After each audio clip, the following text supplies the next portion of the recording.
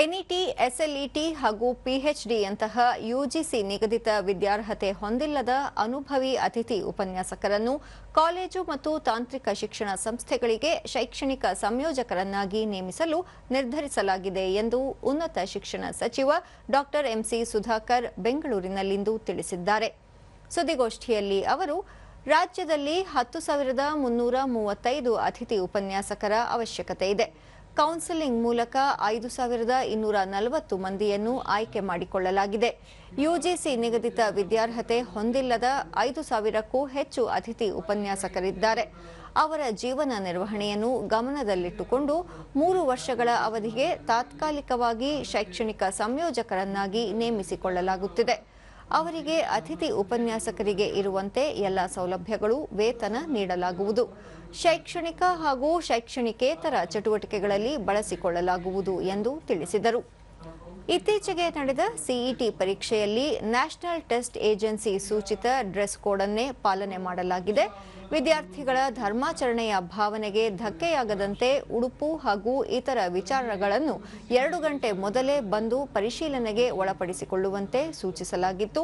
ರಾಜ್ಯದ 745 ಕಾಲೇಜುಗಳಲ್ಲಿ ಯಾವುದೇ ಸಮಸ್ಯೆಯಾಗಿಲ್ಲ.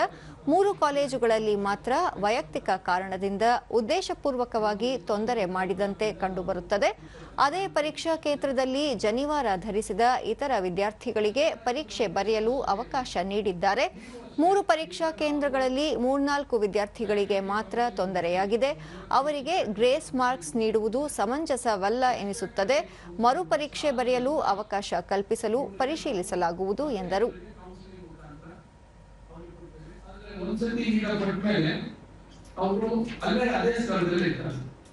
ಈಗ ಅವರಿಗೆ ಪ್ರತಿ ವರ್ಷ ಅವರಿಗೆ ಕೌನ್ಸಿಲಿಂಗ್ ಮಾಡ್ತಾರೆ.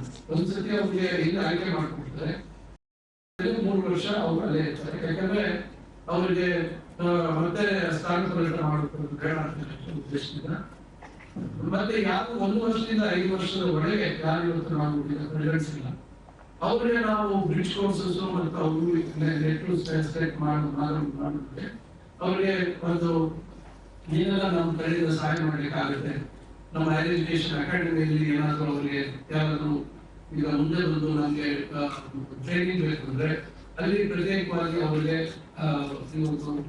ಸ್ಟೇಟ್ ಎಕ್ಸಾಮ್ ತಯಾರಿ ಮಾಡ್ಕೊಳ್ಳುವಂಥದ್ದಕ್ಕೆ ಅವಕಾಶವನ್ನು ಚರ್ಚೆ ಮಾಡಿದ್ದೇವೆ.